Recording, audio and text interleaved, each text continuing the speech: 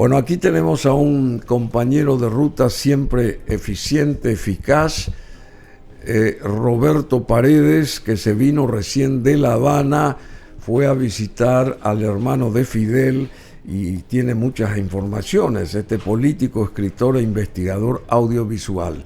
¿Qué nos traes informativamente hablando, querido Roberto Paredes? Gracias, Bruno. Gracias. No gran cosa, muy positiva. Digamos, cosas más bien negativas. ¿En qué sentido? El primer día, Bruno, me robaron el teléfono. O sea, sin precedentes. ¿Siguen robando allá? Siguen robando teléfonos. Sí. Fue de terror. Fue de terror porque quedé incomunicado y mucha gente, obviamente, pensó peores cosas de las que debía pensar. Me pude haber perdido detrás de una mulata y nadie pensó eso. ¿Así? Sí, lo cierto es que... Y siguen las mulatas allá moviendo las caderas, che.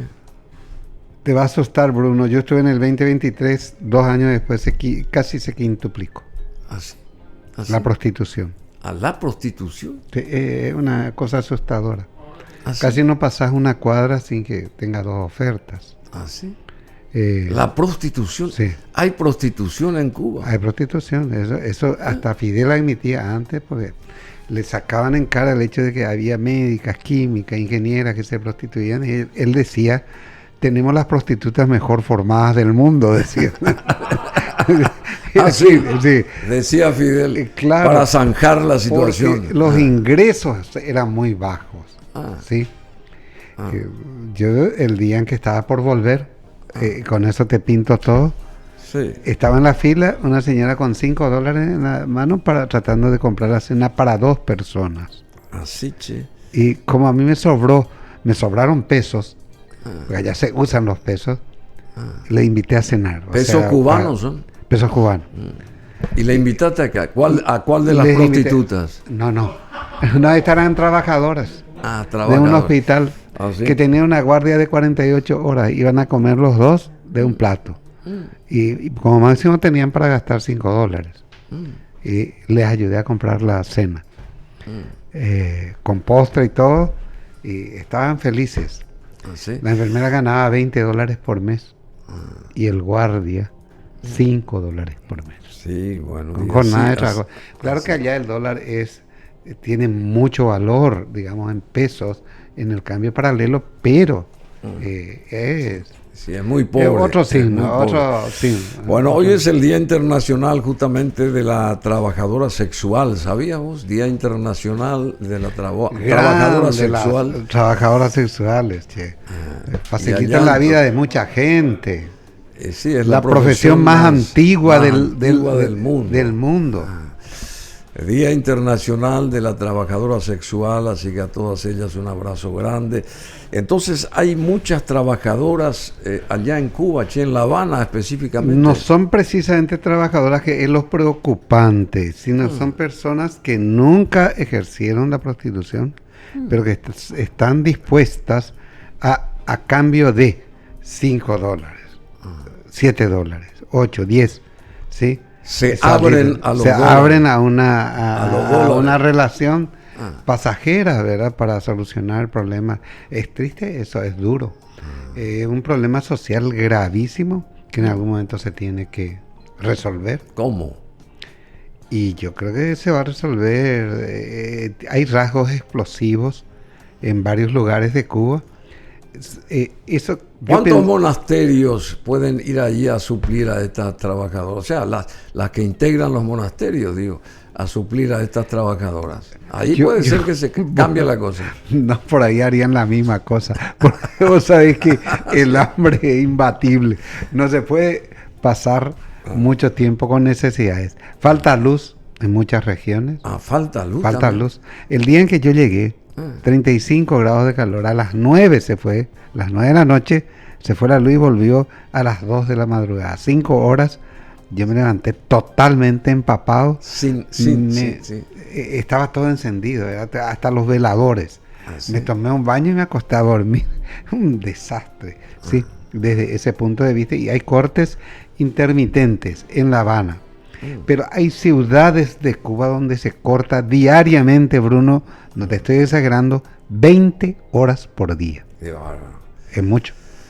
Es demasiado. Bueno, y el actual presidente de Cuba es este señor Miguel Díaz-Canel Bermúdez, quien también es el primer secretario del Partido Comunista de Cuba. Fue elegido como presidente en el 2019 y reelecto en el 2023. Y este señor tiene fuerza, Miguel Díaz-Canel. Tiene una fuerza relativa, ¿verdad? Siguen mandando los antiguos, los históricos. ¿Quién, por ejemplo? Y Raúl Castro. y otros que estuvieron en la Sierra Maestra. Estos no estuvieron en ninguna sierra, salvo de paseo, ¿verdad? Estos son, es más... Este señor es primer secretario también del Partido Comunista de Cuba. Correcto.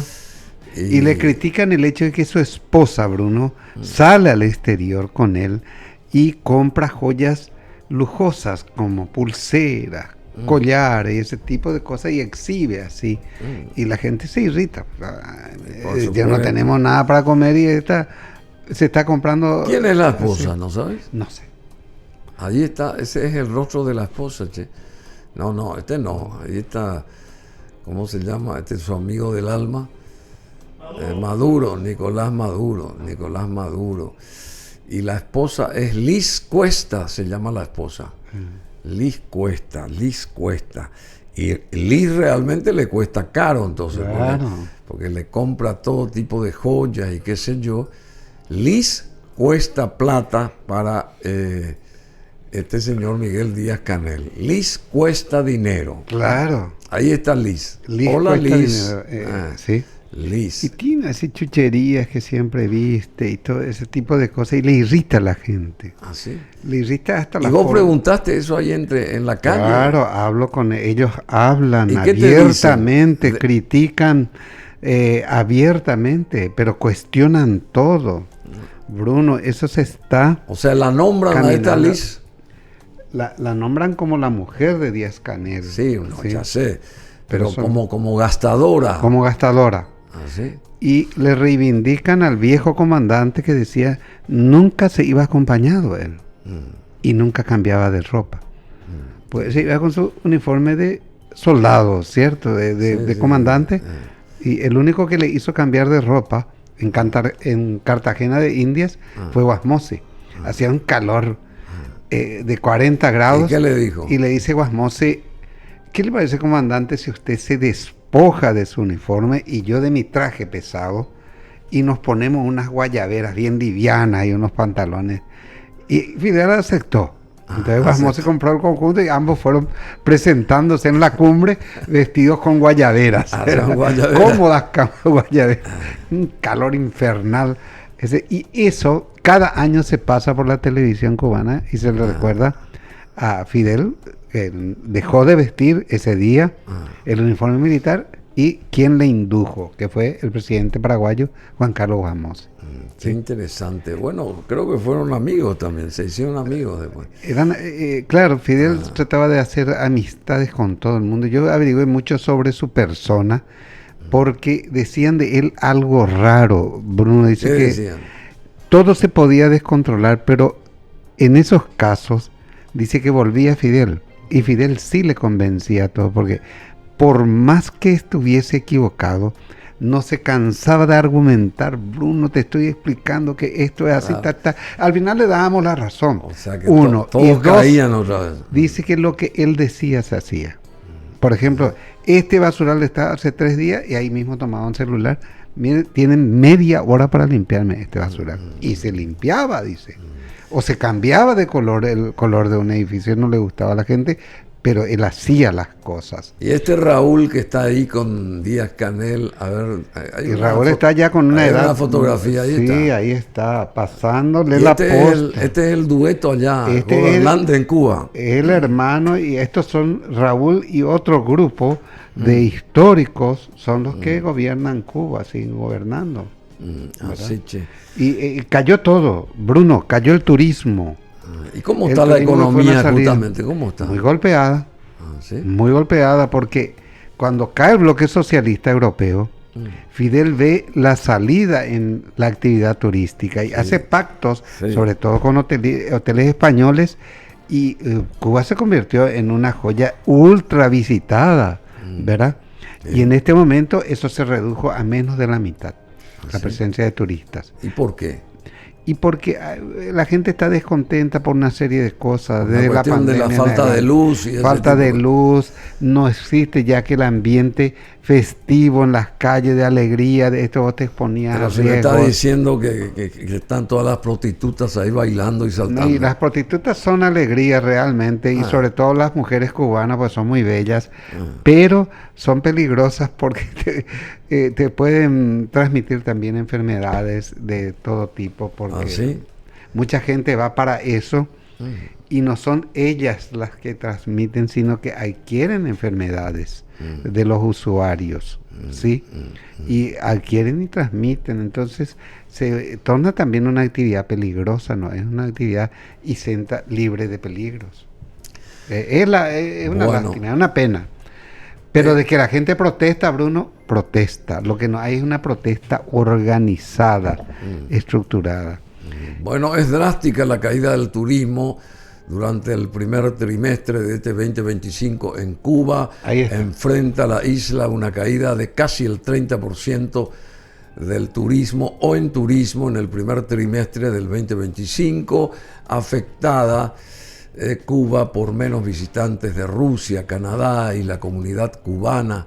Justamente problemas económicos y de servicios agravan la situación. Vemos imágenes actuales de La Habana, que es una ciudad otrora hermosa era La Habana, era una de las ciudades más desarrolladas. Correcto. En la década de los 50 más o menos. Sí. Y después empezó a venirse abajo. Correcto. Bueno, pero había de todo ahí en La Habana, de todo había en La Habana. Había de todo. Había de todo, y había un hotel que fui a visitar por primera vez, la primera vez no me fui, el Hotel Nacional. Es imponente ese hotel. Impresionante ese ¿Sabes hotel. en cuánto tiempo se hizo, Bruno? Yo estuve averiguando, 1 año y 6 meses. Hoy no conseguimos hacer un edificio de 3 pisos en 1 año y 6 meses. ¿No? Pero es un hotelazo. Y lo hizo mafioso.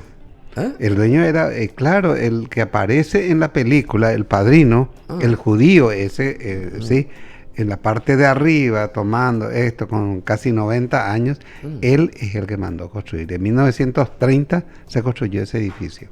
O sea, está por cumplir 100 años. Nosotros estuvimos ahí con María Luz. Sé que estuvieron ustedes y es una maravilla por dentro, una cosa fantástica. Impresionantemente bien. Hice unas lindas fotos ahí. Y bueno, no solamente eso, sino ahí había como una suerte de holgura, qué sé yo, pero vos salías a la calle y era todo lo contrario. Claro. El Hotel Nacional de Cuba es un histórico hotel de estilo ecléctico español en La Habana, en Cuba, inaugurado en 1930, está arribando a los 100 años, ubicado frente al mar en el distrito de Vedado. Se encuentra en la colina de Taganana, ofreciendo vistas imponentes del mar y de la ciudad. Son imágenes internas de este hotel nacional que fue diseñado por el estudio de arquitectura neoyorquino McKim, Mead & White, financiado por el National City Bank de New York, construido en 14 meses por la firma de ingeniería de Estados Unidos Pardee & Henderson. La estructura presenta una mezcla de estilos, incluyendo el sevillano, el romano, el morisco y el art déco. El pórtico de entrada de estilo palladiano presenta 2 capiteles de columnas estilizadas y esquinas de piedra coralina. Ahí está el Hotel Nacional de La Habana, que es el más emblemático de Cuba. La distribución del hotel se basa en 2 cruces griegas, lo que permite que la mayoría de las habitaciones tengan vistas al océano. Las 6 plantas típicas cuentan con 74 habitaciones y una superficie construida de 5.912 metros cuadrados. Gigantesco, ¿eh? Casi 6.000 metros cuadrados. Bueno, y la superficie del edificio mide aproximadamente 159 por 81 metros. La estructura de este edificio es de acero, mientras que los elementos decorativos, como los detalles de la planta baja, las columnas, los revestimientos de las paredes y gran parte del pavimento, son de piedra coralina. Ahí está. Es el emblemático Hotel Nacional de La Habana, que es el hotel más importante, más imponente, con unos salones fabulosos y unos pianos de cola en cada uno de ellos. Yo me acerqué en aquella oportunidad a escuchar por lo menos cómo sacaba unos sonidos privilegiados el pianista que estaba de turno ahí en ese piano, en uno de los pianos de cola del Hotel Nacional, y después me acerqué y primero a felicitarlo y después y usted está siempre acá, bueno, y de tanto en tanto, porque yo soy científico, no sé qué cosa, ingeniero, no sé cuánto. Y él tenía que tocar su piano. Para costearse la vida, porque no servía de nada que sea científico ni ingeniero físico. Y hasta ahora mucha gente hace eso. Entonces, y después la ascensorista también, una chica muy estilizada, nos acompañó justamente a ciertas otras habitaciones para que miráramos. ¿Y era que ella era solo ascensorista o tenía otra profesión? No, y ella era química farmacéutica. Imagínate vos. y yo, pero se alimentaba. Bruno, yo perdí mi celular. Entonces perdí los datos de mi vuelo. Conseguí que me enviaran por WhatsApp. Y me voy a una fotocopiadora. Y me dice la amiga que tengo allá, me dice, mira, vamos a ir a una fotocopiadora que es de un médico. ¿Cómo que médico? Y para complementar su salario, dice, abrió una fotocopiadora. ¿Sí? Tiene un lugar chiquitito donde hace fotocopias. ¿Sí? O sea, se ve que es común que la gente profesional tenga una doble o triple actividad para poder juntar todo lo que se necesita. Para sus gastos mensuales. Correcto. Es espantoso eso, Bruno. Bueno, y este Hotel Nacional abrió sus puertas allá en Cuba, en La Habana, el 30 de diciembre de 1930. Ahí está el Hotel Nacional. Se lo cuida hasta hoy, operado por los gerentes estadounidenses del Hotel Plaza, el Savoy Plaza Hotel y el Copley Plaza Hotel de Estados Unidos, en un momento en que Cuba era un destino turístico de primer nivel para la gente justamente de Estados Unidos. Porque es una belleza ese lugar, es una belleza. Y en 1933, tras el golpe de Estado de Fulgencio Batista del 4 de septiembre contra el gobierno de transición, el Hotel Nacional fue la residencia de Sumner Welles, enviado especial del presidente de Estados Unidos, Franklin Delano Roosevelt, para mediar en la crisis. Poco después, los días 2 y 3 de octubre del 33, fue escenario de un sangriento asedio que se conocería como la Batalla del Hotel Nacional de Cuba, y el conflicto enfrentó a los oficiales del ejército cubano atrincherados en el hotel, que habían sido fundamentales en el derrocamiento de Gerardo Machado, pero se oponían a Batista contra los suboficiales y otros rangos del ejército cubano que apoyaban a Batista. Su exitoso asalto al hotel dejó más de 40 combatientes muertos, 40 muertos, y causó grandes daños al edificio, incluidos agujeros de proyectiles. El Hotel Nacional fue restaurado luego después y reinaugurado, y en 1939 pasó a llamarse Inmobiliario de Chicago. Arnold Kirkeby adquirió la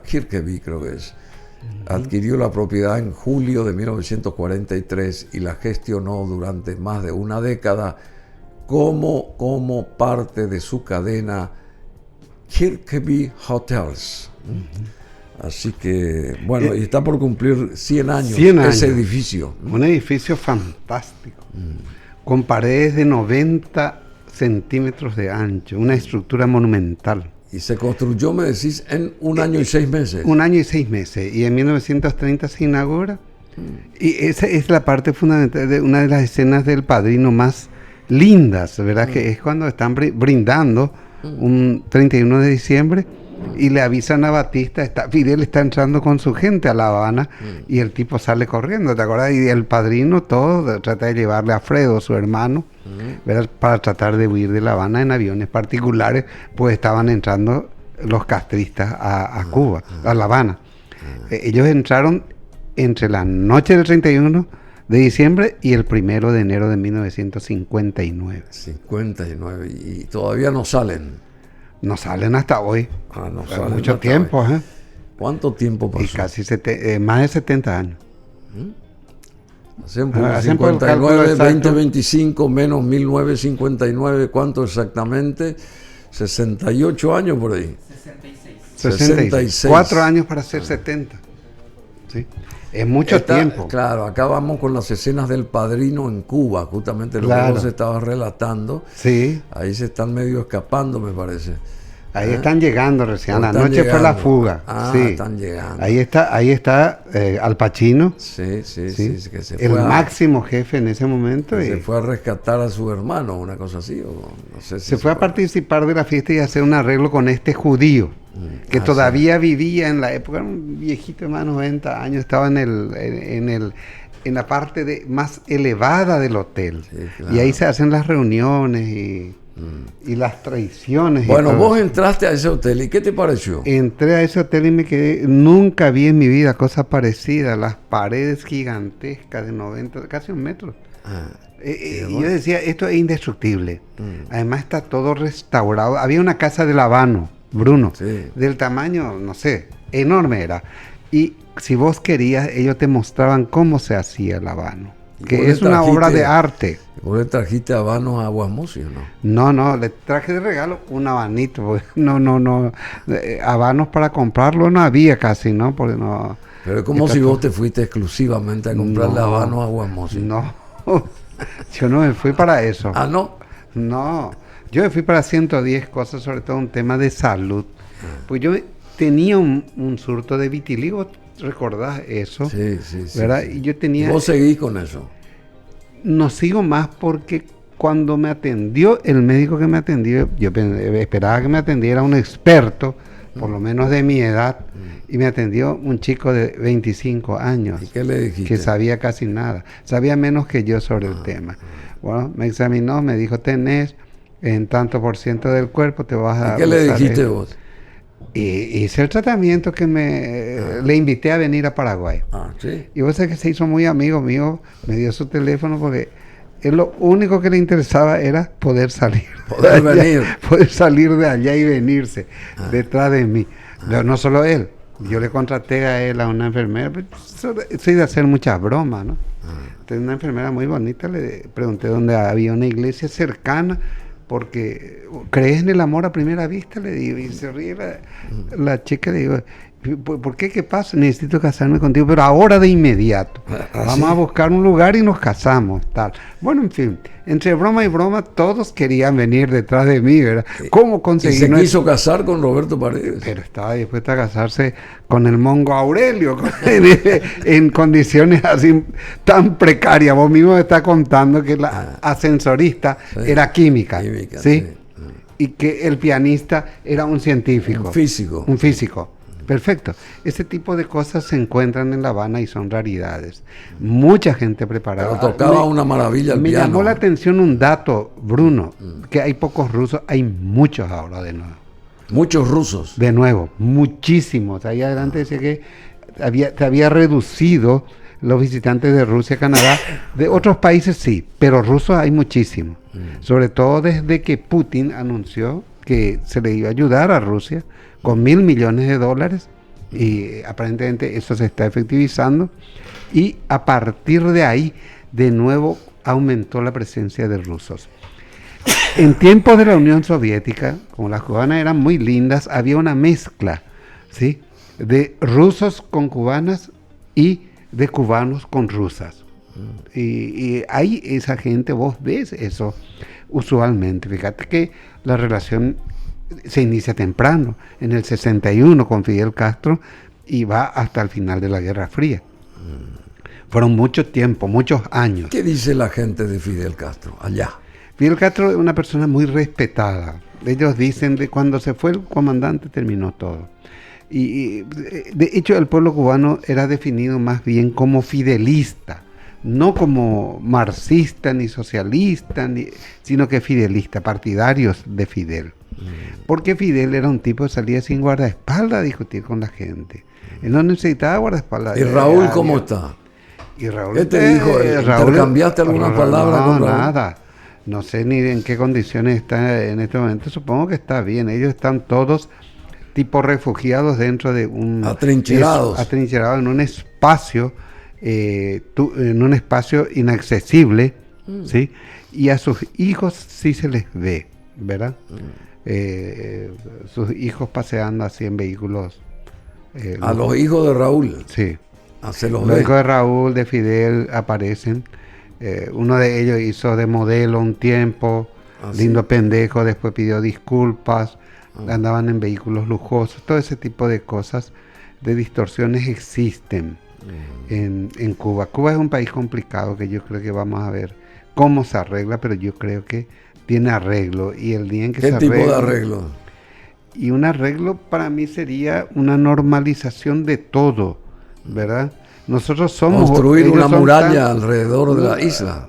No, al contrario, abrir la isla para todos, porque es uno de los lugares, uno de los puntos turísticos más bellos del planeta, sin lugar a dudas. Cuba, Lo que hay que arreglar ahí es otra cosa, el tema político y social, hacer que la gente no se queje, hacer que la gente gane bien, viva bien, progrese, que restauren sus mansiones semidestruidas, que hoy está repleto de cosas semidestruidas. Ubicada Aregua, multiplicada por 500, esa es la cantidad de mansiones destruidas allá en La Habana. Claro, y uno de mis proyectos era justamente plantearle a ellos, vamos a reconstruir esto, vamos a restaurar esto, vamos a generar miles también de hay trabajo. casas de antigüedades con cuestiones valiosísimas. También. Y cosas súper valiosas, porque siempre fue aparentemente un centro de acumulación de enormes riquezas. Era un lugar de una belleza inobjetable, digamos, con todos los problemas que tiene. Vos no podés negar que un hotel como el Hotel Nacional no existe en otra latitud. Bueno, fíjate Raúl, que tiene 2 cuadras por 1 cuadra, por las dimensiones que diste. 90 y tanto por 190 y tanto, casi 2 cuadras por 1 cuadra. Tiene el hotel. Ese es el tamaño. El tamaño del hotel. Terminaron en 1 año y 6 meses, ¿no? Una cosa fantástica. Paredes de 90, o sea, no van a caer nunca. Se destruyen, claro, un edificio que no van a... por balazos y tal, eso se restaura y seguimos. Se sigue. Sí. Raúl Modesto Castro Ruz es un político y general cubano retirado que se desempeñó como primer secretario del Partido Comunista de Cuba, hermano de Fidel Castro, el cargo más alto del Estado comunista unipartidista entre el 2011 y el 2021. Ahí fue el primer secretario del Lo de Modesto partido, creo que habrá sacado de eso, ¿no? Del Partido Comunista y presidente de Cuba entre el 2008 y 2018, sucediendo a su hermano Fidel. Tiene 93 años este señor, nació el 3 de junio, hoy es 2, mañana es su cumpleaños. Cumpleaños de él, 3 de junio de 1931, 93 años, cumpliría 94, entonces, en Virán, Cuba, Raúl Castro Ruz, ahí está, que es el que corta el bacalao en Cuba, ¿verdad? Hasta ahora, claro. Y pasa que yo hacía una broma, Bruno, antes de irme, que mucha gente se tragó, ¿verdad? Pues me preguntaban, ¿para qué te vas a Cuba? ¿El bacalao o la broma? No, para la broma. ¿Para qué te vas a Cuba? El cumpleaños de Raúl, le decía ya. Y la gente se quedaba callada, así boquiabierta. Y te va a ir. El cumpleaños no sabía que había nacido en Cuba. Me hubiese ido esta semana. Claro. Ahí la pegaba exacto, ¿no? La pegaba exacto. Bueno, Roberto, ¿y cómo rápidamente? Sí. Para tengo que despedirte. Claro. Agradeciéndote, No, como yo a siempre, vos, Bruno. la presencia tuya acá. Y nuestro país, ¿cómo ves ahora, hoy? Tiene que ganar Nuestro país. serenidad, nuestro país tiene que ganar serenidad. Hay gente que se está acelerando. Serenidad. Sí. Tiene que ser más sereno. Claro, lo que se está haciendo en Ciudad del Este con Miguel Prieto no tiene pies ni cabeza.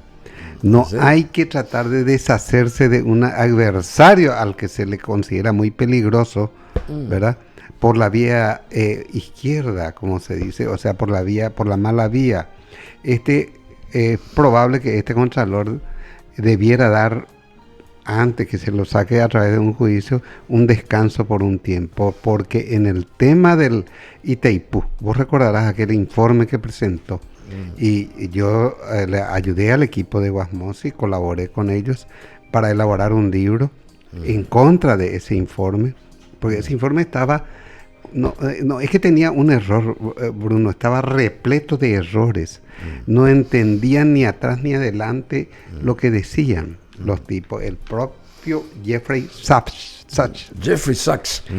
él se hizo una autocrítica, él dijo que no había leído correctamente el tratado y se había equivocado, ¿verdad? Porque Itaipú Itaipú no tenía deudas, la deuda la tiene la empresa, no el Paraguay ni el Brasil. Nosotros dos creamos una empresa, esta empresa vende energía, recauda de ahí y con eso va pagando su deuda, paga los salarios, paga aquello, pero funciona con autonomía. ¿De dónde viene el dinero? De dónde se compra. ¿Dónde se vendía más? En el Brasil. ¿Sí? De la mayor parte se aportaba desde ahí.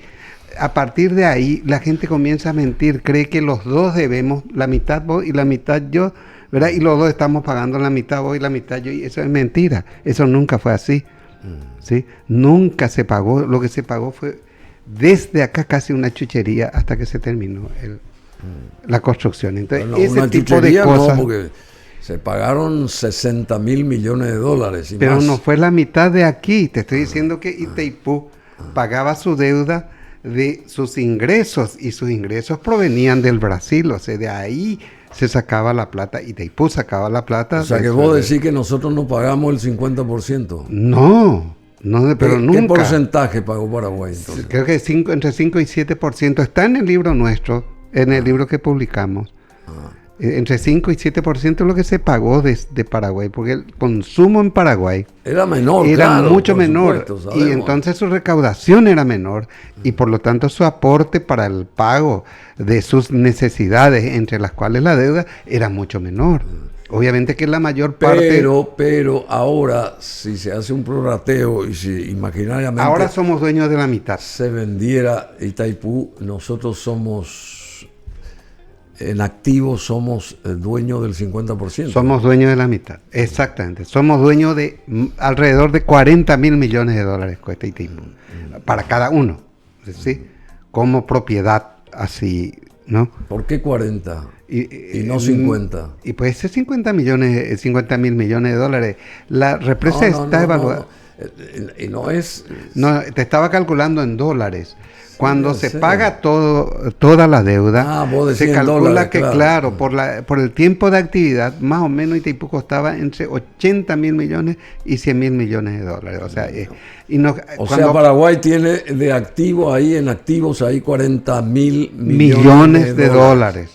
Entiendo. Y no es fácil negociar, pero la gente, nosotros estando en Yacyretá decidimos venderle energía eléctrica a Chile. Bajo presión de muchos próceres, que hay que venderla a Chile, fantástico. Y los argentinos que nos dijeron, sin problema, ¿no? Le vamos a dar la posibilidad de que pasen por acá. Pues, ¿cómo íbamos a llevar a Chile? En avión no podíamos llevar, tenía que hacer a través de líneas de transmisión. El alquiler que nos iban a cobrar, Bruno, era tan alto por usar sus líneas de transmisión. Los argentinos nos iban a cobrar, que era mejor negocio venderles a ellos nomás lo que nos sobraba. ¿Sí? Pero ahora Argentina se ¿cómo se dice? Se autosostiene. No, se hizo dueño, ¿cómo se dice? Sí. Se auto... Designa propietario de Itaipú. Del de Yacenetá. 85%. Sí, no, el actual presidente argentino. Se autoasignó. Autoasignó. Sí, el presidente argentino. El 85%. El presidente argentino actual es considerado por mucha gente abiertamente un caso médico, un caso afectado por una esquizofrenia. Tiene que dura. ir a La Habana, entonces. No debería estar, no, debe estar en un loquero. La Habana está llena de gente cuerda, linda y agradable. Sí, este señor vive diciendo disparates, que no le habla a su vicepresidenta porque dice que es una conspiradora. ¿Sí? Eso dice de la Villarruel. A Macri no le pasa la mano, eso fue ahora, el 25 de mayo. No le saludó al intendente tampoco, hermano de Macri. Y el hermano de Macri, rompiendo todo protocolo, se abrió así paso y se fue y le pasó la mano. El otro no tuvo otra más remedio que pasarle, extenderle la suya. Y los que le promovieron fueron dejados de lado, ¿verdad? Y él se elevó a la calidad de genio, dice tonterías en cantidades industriales, porque el libertario, por definición, un día me gustaría discutir eso abiertamente, está en contra del Estado. Y él, sin embargo, se apoya en los poderes del Estado para mantenerse en la posición en que está, ¿no? Y nos deben mucha plata. ¿Qué le vamos a deber? Van a ser que vos sos comunista. No, sos socialista. No, socialista sí. Y bueno, entonces siempre tenés tu visión no, pero muy cerca del corazoncito. Uno tiene que sacarse ese tipo de visiones para ver las problemáticas actuales. Nosotros tenemos ¿por qué Itaipú no dijo, o un presidente brasileño no dijo, nosotros somos dueños del 90% acá de los activos? Jamás dijo eso. Argentina le debe muchísimo a Paraguay. Le debe plata ahora por la energía que se les concedió. Y le debe plata también por cosas que nunca pagaron. Siendo Basmossi presidente, ellos reconocieron que la isla Talavera, que quedó bajo agua, era de propiedad paraguaya y asumieron el compromiso de pagar por eso. Jamás se pagó un centavo. O sea, la Argentina le debe mucho a Paraguay. Desde su refundación le debe. Fue refundada en 1580 por una paraguaya.